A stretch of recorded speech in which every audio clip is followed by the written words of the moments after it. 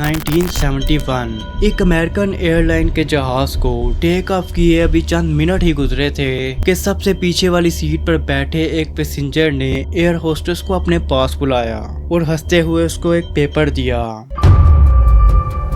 उस पेपर में सिर्फ चंद अल्फाज लिखे थे जिसने पूरे अमेरिका में हलचल मचाकर रख दी। वो पैसेंजर कौन था और FBI आज तक उसको जिंदा या मुर्दा क्यों नहीं ढूंढ पाई।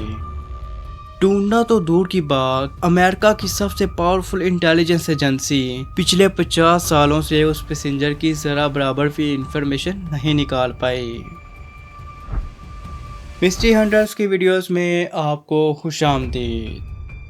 24 नवंबर 1971 एक मिस्टीरियस आदमी जिसे डैनी कूपर के नाम से जाना गया, उसने पोर्टलैंड ओरिगोन के एक छोटे से एयरपोर्ट पर सिर्फ $20 में नॉर्थ वेस्ट एयरलाइंस की फ्लाइट 305 का one way ticket Seattle Washington के लिए खरीदा। कूपर का रूप एक बिजनेसमैन जैसा था। मिड 40s में एक stylish business suit, overcoat, brown shoes, white shirt और ब्लैक टाई पहने हुए वो सीधा जहाज की तरफ बढ़ने लगा।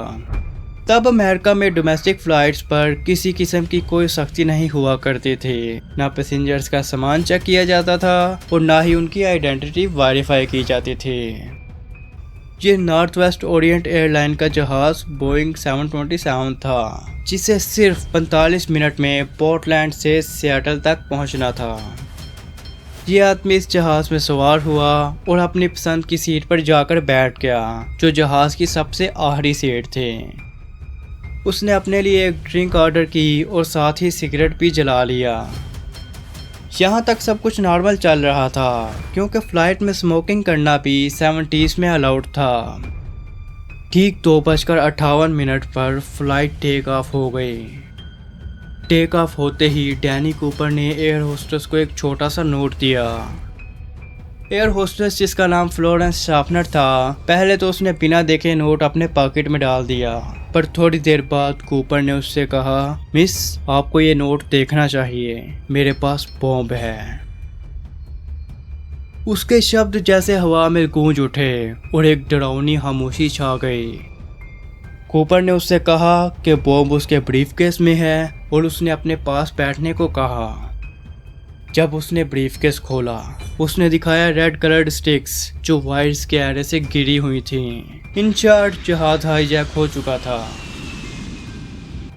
एयर होस्टेस का चेहरा साफ डर से सफेद हो गया और उसने वही किया जो कूपर ने उसे कहा था। डैन कूपर की 3 डिमांड्स थी। मुझे 5 बजे से पहले $2 लाख कैश चाहिए, वो भी $20 के नोटों में, एक बैग में। मुझे 2 बैक पैराशूट्स और 2 फ्रंट पैराशूट्स चाहिए और जब हम लैंड करेंगे एक फ्यूल ट्रक रेडी होना चाहिए रिफ्यूल करने के लिए। कोई चालाकी नहीं वरना मैं सब कुछ उड़ा दूंगा। डैन कूपर के अलावा इस जहाज में 35 पैसेंजर्स थे जिनको पीछे जहाज में होने वाले वाकये का कोई इल्म नहीं था। फ्लोरेंस शार्पनर डिमांड्स लेकर पायलट के पास गई और उसको सारा माजरा सुना दिया। एक दूसरी एयर होस्टेस जिसका नाम टीना मकलो था, जो पायलट और डैन कूपर के दरमियान मैसेज पहुंचाने का काम कर रही थी। ये अमेरिका की हिस्ट्री में होने वाला पहला प्लेन हाईजैक था जो रैंसम के लिए किया गया था। FBI ने फैसला किया कि हाईजैकर की सारी डिमांड्स पूरी की जाएं क्योंकि अथॉरिटीज़ को लगता था कि डैन कूपर उनसे भागकर ज़्यादा दूर नहीं जा पाएगा। फ्लाइट जिसको 45 मिनट में सियाटल में लैंड करना था, वो अब अगले 1.5 घंटे तक एयरपोर्ट के गिर्द गर्दिश करती रही और बकाया 35 पैसेंजर्स जो इस सारे वाक़े से बेखबर थे, उनको बताया गया कि टेक्निकल इश्यूज़ की वजह से प्लेन लैंडिंग में दुश्वारी हो रही है। FBI एजेंट्स ने जल्दी से सियाटल एरिया बैंक से रैंसम मनी इकट्ठा किया जिनके सीरियल नंबर्स नोट कर लिए गए थे और सियाटल पुलिस ने एक लोकल स्काई डाइविंग स्कूल से पैराशूट्स अरेंज किए। 5:45 पर जहाज को लैंड कराया गया और वादे के मुताबिक डैन कूपर को पैसों से भरा एक बैग, 2 पैराशूट्स के पेयर्स फराहम किए गए और साथ ही साथ जहाज को रिफ्यूल भी कर दिया गया। जब डैन कूपर को यकीन हो गया कि उसकी सारी डिमांड्स पूरी हो गई हैं, उसने सभी पैसेंजर्स और कुछ क्रू मेंबर्स को प्लेन से उतार दिया। इस वक्त रात हो चुकी थी और जहाज फिर से टेक ऑफ कर गया। फ्लाइट के दौरान डैन कूपर ने अपने चेहरे पर डार्क सनग्लासेस पहने हुए थे, जो बाद में ऑफिशियल स्केच का हिस्सा भी बने और केस इन्वेस्टिगेट करने वाले हर इंसान के लिए आइकॉनिक बन गया। उसकी आंखों में एक अलग सी चमक थी, जैसे वो अपने प्लान की सफलता को एंजॉय कर रहा हो। डैन कूपर ने अपने साथ बैठी टीना मकलो के जरिए पायलट को कुछ खास इंस्ट्रक्शंस भेजी। वो चाहता था कि जहाज के लैंडिंग गियर्स और फ्लैप्स खुले रहें, एल्टीट्यूड 10,000 फीट हो, स्पीड 300 किलोमीटर पर आवर हो और जहाज को सीधा मैक्सिको सिटी ले जाया जाए। पायलट ने बाकी तमाम डिमांड्स तो पूरी कर दी, लेकिन जहाज को सीधा मैक्सिको सिटी ले जाना फ्यूल की वजह से पॉसिबल नहीं था।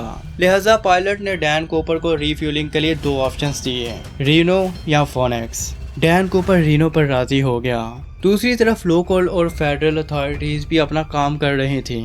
2 फाइटर जेट्स को जहाज के पीछे रवाना किया गया, लेकिन वो इतनी स्लो स्पीड मेंटेन नहीं कर पा रहे थे। इसी वजह से उन्होंने जहाज के गिर्द चक्कर लगाना शुरू कर दिए। रात के अंधेरे में जहाज रीनो की तरफ रवाना था। इतने में डैन कूपर ने पास बैठी टीना मकलो को पायलट के पास जाने को कहा। ठीक 8 बजे के बाद सियाटल और रीनो के बीच नोवाडा के आसपास कूपर ने प्लेन के रेयर डोर से पैराशूट्स और पैसे लेकर छलांग लगा दी और हवा में ही कहीं गायब हो गया और फिर कभी देखा ही नहीं गया। इसके बाद जो कुछ भी हुआ पिछले 50 सालों से उसे आज भी डिस्कस किया जा रहा है।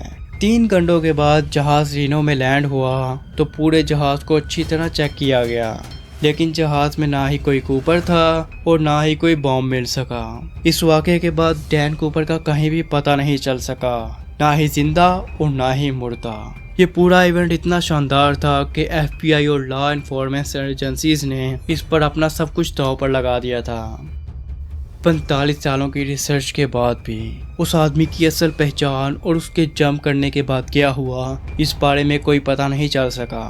इस डेयरिंग हीस्ट के कुछ साल बाद 1980 में एक छोटा लड़का जिसे ब्रायन इंग्रम कहते हैं, कोलंबिया रिवर के किनारे कैंपिंग कर रहा था। उसने पानी के किनारे कुछ पुराने घिसे पिटे $20 के नोट पाए। ये वही पैसे थे जो रैंसम मनी का हिस्सा थे। उनका सीरियल नंबर भी मैच करता था, पर कूपर का कोई पता नहीं मिला। क्या वो जिंदा था? क्या वो कहीं एक नई पहचान के साथ जी रहा था, या फिर उस डेयरिंग जंप के बाद खत्म हो गया था? ये सवाल आज भी वैसे ही पहेली बना हुआ है। इन्वेस्टिगेशंस के दौरान FBI ने हजारों सस्पेक्ट्स को इंटरव्यू किया। हर छोटी बड़ी लीड को फॉलो किया गया, पर हर बार कुछ ना कुछ मिसिंग रहा। एक बार FBI ने एक सस्पेक्ट को इंटेरोगेट किया जिसका नाम रिचर्ड मैकॉय था, जिसका चेहरा डैनी कूपर के स्केच के साथ काफ़ी मिलता जुलता था, लेकिन ज़्यादा प्रूफ ना मिलने की वजह से उसे भी छोड़ना पड़ा। कुछ और सस्पेक्ट भी थे जैसे डॉन वेबर, लेकिन इसके खिलाफ भी कोई कंक्रीट प्रूफ नहीं मिला। जो पैसे उसने लिए थे उनमें से कुछ नदी के किनारे मिले, पर उस आदमी का कोई पता नहीं मिला। कुछ लोग कहते हैं कि शायद वो सरवाइव कर गया और कहीं दूसरी आइडेंटिटी के साथ जी रहा है, और कुछ मानते हैं कि वो जंप में ही खत्म हो गया था। ये केस FBI और US हिस्ट्री की सबसे बड़ी मिस्टीरियस में से एक बन गया। हर नए फैक्ट के साथ एक नया ट्विस्ट आता है, पर असली राज हमेशा के लिए राज ही बनकर रह गया। ये है DB कूपर की कहानी।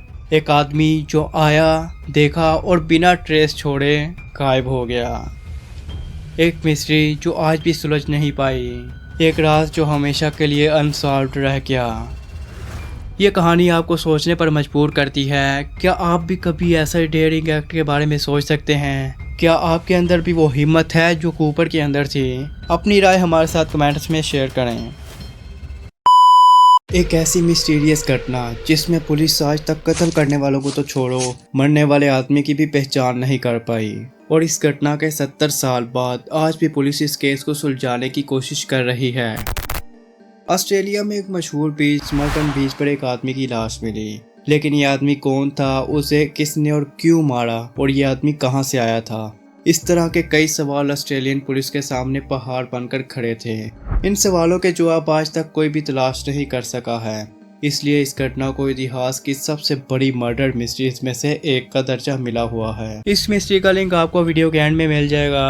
Thank you for watching.